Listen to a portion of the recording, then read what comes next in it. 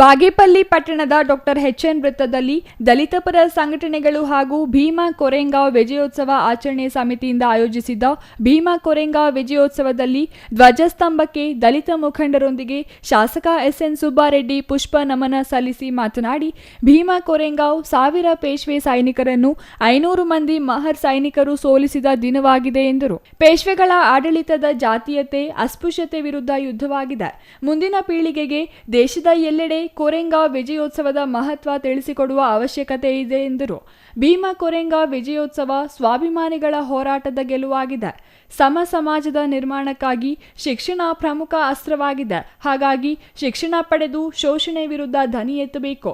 ಇಂತಹ ಶಿಕ್ಷಣಕ್ಕಾಗಿ ಆಗಿನ ಯುದ್ಧ ಮಾಡಬೇಕಾಯಿತು. ಆದರೆ ಇಂದು ಪ್ರಾಥಮಿಕ ಶಿಕ್ಷಣ ಉಚಿತ ಮತ್ತು ಕಡ್ಡಾಯವಾಗಿದೆ. ಇದೆಲ್ಲದರ ಜೊತೆಗೆ ರೈತನ ಮಗನಾದ ನಾನು ಶಾಸಕನಾಗಲು ಅಂಬೇಡ್ಕರ್ ರಚಿಸಿರುವ ಸಂವಿಧಾನವೇ ಕಾರಣವೆಂದರು. ಅಂಬೇಡ್ಕರ್ ಅವರು ಜಗತ್ತು ಕಂಡ ಶ್ರೇಷ್ಠ ವ್ಯಕ್ತಿ, ಸಂವಿಧಾನ ತಜ್ಞ ಹಾಗೂ ದಾರ್ಶನಿಕ, ಜ್ಞಾನಿ. ಇಂತಹವರನ್ನು ಕೇಂದ್ರ ಗೃಹ ಸಚಿವ ಅಮಿತ್ ಶಾ ಅವರು ಅವಮಾನಿಸಿರುವುದು ಖಂಡನೀಯ ಎಂದು ಶಾಸಕರು ಹೇಳಿದರು.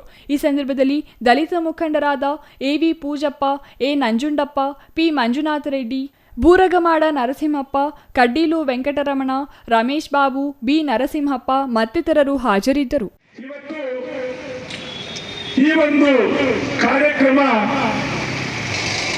ಒಬ್ಬ ವೀರನಿಗೆ ನಾವು ನಮನ ನುಡಿಸುವಂತ ಕಾರ್ಯಕ್ರಮ.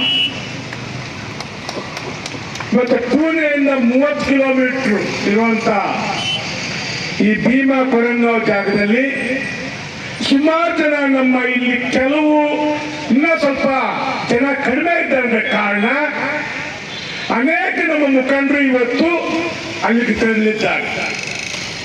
ಅಲ್ಲಿ ಹೋಗಿ ಅಲ್ಲಿ ಒಂದು ದರ್ಶನ ಮಾಡ್ಕೊಂಡು ಬರಬೇಕು, ಆ ಸ್ಥೂಲ ನೋಡ್ಕೊಂಡು ಬರಬೇಕು ಅಂತ ಹೋಗಿರೋದು. ಇನ್ನಷ್ಟಿಲ್ಲ ಅಂದ್ರೆ ಇನ್ನಷ್ಟು ಜನ ಬರುವಂತ ನಿರೀಕ್ಷೆ ನನ್ನಲ್ಲಿತ್ತು.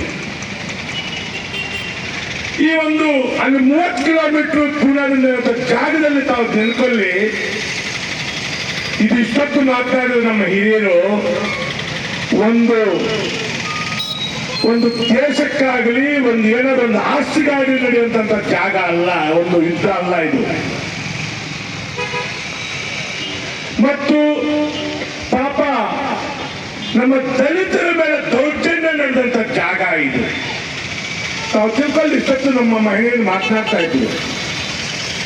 500 ಜನ 28,000 ಜನ 30,000 ಜನ ಸದ್ದು ಮಾಡಿದ್ರೆ ನೀವು ಆ ಕೆಟ್ಟಂಗಿರುತ್ತೆ ಅಂತ ನೀವು ಉಳಿಸ್ಕೋಬೇಕು.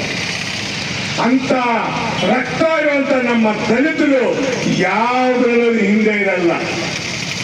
ಅಂಬೇಡ್ಕರ್ ಎಲ್ಲ ಒಂದು ಜಾಗದಲ್ಲಿ ಹೇಳ್ತಾರೆ, ಅವರು ತಲೆ ಬಗ್ಗಿಸಿದ್ದು ಒಂದು ಬುದ್ಧನ ಪಾದದ ನಮನಗಳಿಗೆ, 2 ಈ ವಿಜಯ ಸ್ತಂಭಕ್ಕೆ ಮಾತ್ರ ಅಂತ ಅಂಬೇಡ್ಕರ್ ಎಲ್ಲ ಒಂದು ಜಾಗದಲ್ಲಿ. Ganesh, CTV news, Bagepalli.